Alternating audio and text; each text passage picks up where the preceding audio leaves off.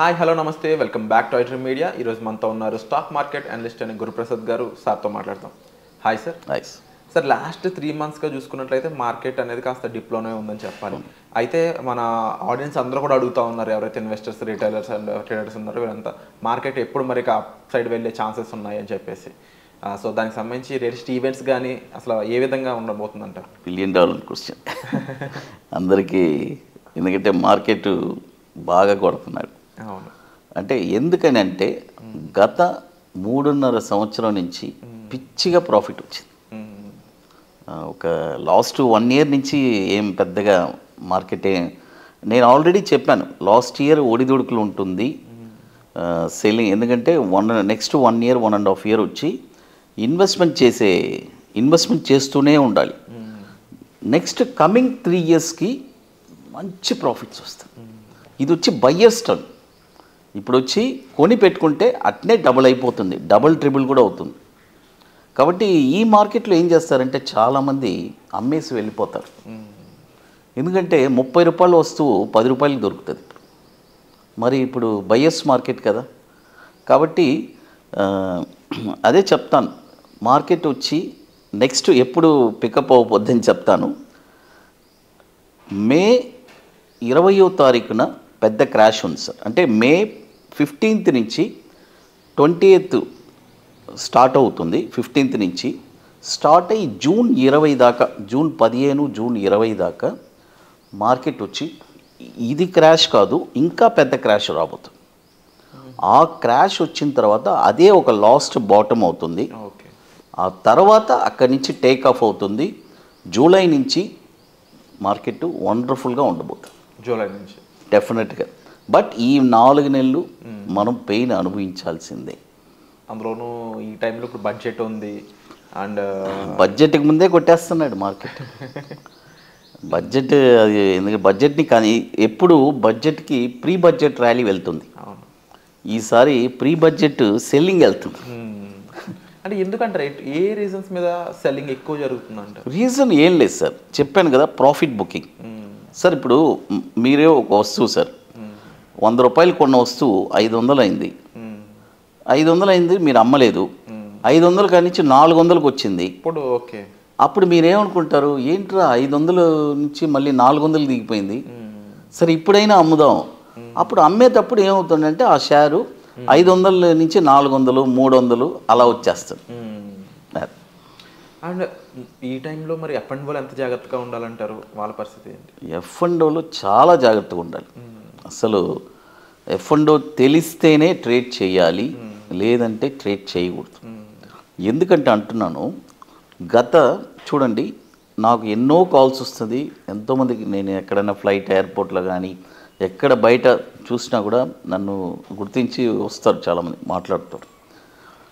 వాళ్ళు చెప్పేది ఏంటంటే, ఫస్ట్ సార్ నాకు ఇంత లాస్ అయింది సార్, F&Oలో 30 లక్షలు పోయింది, ఆప్షన్లో 20 లక్షలు పోయింది, ₹1,00,00,000 పోయింది.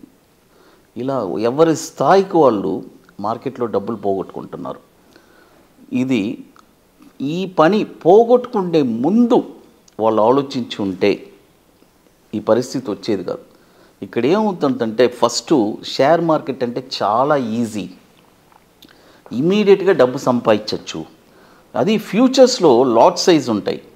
వాళ్ళు అవన్నీ కొన్న తర్వాత తెలియకుండానే వాళ్ళకి ఏదో ఒక ప్రాఫిట్ కనబడుతుంది. వాళ్ళకి ఎందుకు ఆ ప్రాఫిట్ వచ్చిందని కూడా వాళ్ళకి తెలియదు. వాళ్ళు ఏమనుకుంటారు, కొన్నాను వచ్చింది అని అనుకుంటారు. అదే పెద్ద ప్రమాదం. ఆ ఒక్కసారి ప్రాఫిట్ చూసి ఇక జీవితాంతం వాళ్ళు ప్రాఫిటే చూడరు. లాస్ లాస్ లాస్ అలా ఊబిలోకి వెళ్ళిపోయి ఇక టోటల్గా లాస్లో మునిగిపోతారు. దీనికి నేను ఒకే ఒకటి చెప్తానండి, F&O మీరు నేర్చుకోవాలి, చెయ్యాలి అంటే ఫస్ట్ ఈక్విటీలో స్ట్రాంగ్గా ఉండాలి. ఈక్విటీ మార్కెట్లో మీరు ఫస్ట్ ఇన్వెస్ట్మెంట్సు, ఈక్విటీలో స్వింగ్ ట్రేడింగ్సు ఇవన్నీ బాగా నేర్చుకున్న తర్వాతనే F&Oలో అడుగు పెట్టాలి. ఆ F&O అడుగు పెట్టడం కూడా విత్ ఒక ప్రాపర్ మెంటర్ ఉండాలి. ఆ మెంటర్ గైడెన్స్తో మీరు చేస్తే డెఫినెట్గా సక్సెస్ అవుతారు, లేదంటే పెద్ద ప్రమాదం.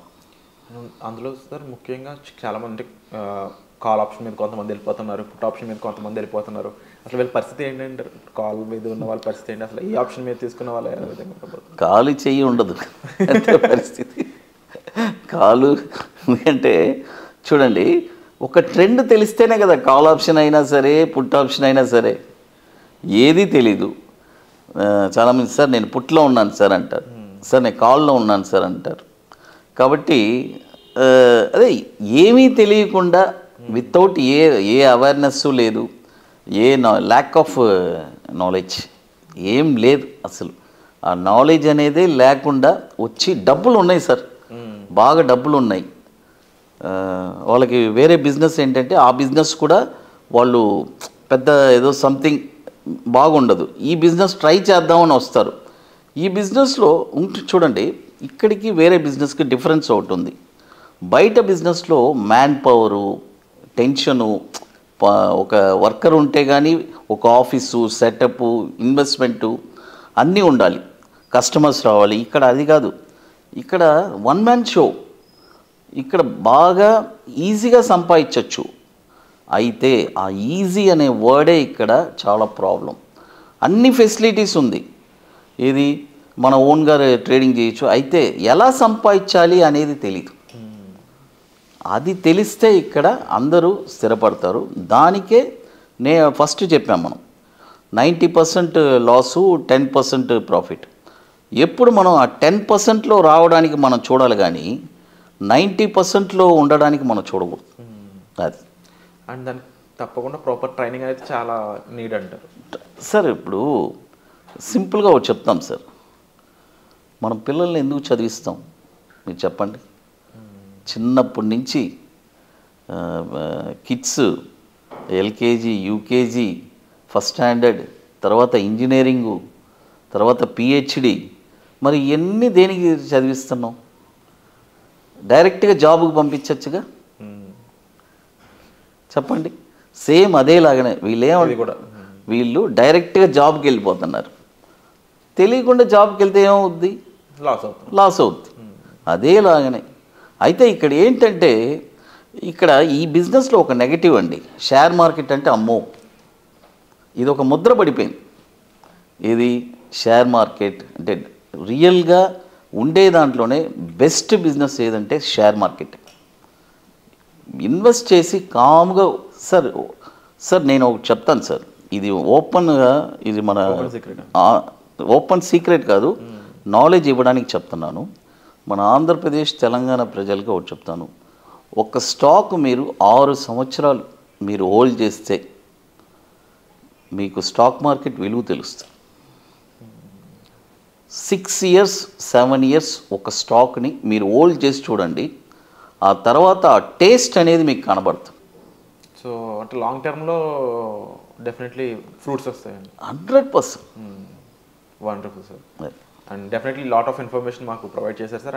అండ్ మరింత ఇన్ఫర్మేషన్ మీరు జనరల్లీ వర్క్షాప్తో ప్రొవైడ్ చేస్తూ ఉంటారు కదా, సో 28th వర్క్షాప్ గురించి ఒక మాట. 28th March 15th and 16th sir, already announce చేశాను.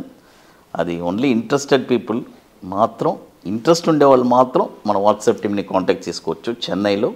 అది ఇట్స్ అ వెరీ లిమిటెడ్ సీట్సే. అది కూడా విత్ ప్రియర్గా అపాయింట్మెంట్ తీసి బుకింగ్ చేసుకోవాలి. దానికి కొన్ని వర్క్స్ అన్నీ ఉన్నాయి, అవన్నీ కంప్లీట్ చేస్తే అక్కడికి రాగలరు. అది మనం ఇప్పుడు చేసేది 28, ఇప్పుడే ఆల్రెడీ 27th కంప్లీట్ చేశాము హైదరాబాద్లో. ఇప్పుడు 28th March 15 and 16 ITC welcome hotel. And thank you so much sir. And మరిన్ని ఎపిసోడ్స్ కోసం ఈ ఛానల్ చూస్తున్నానండి.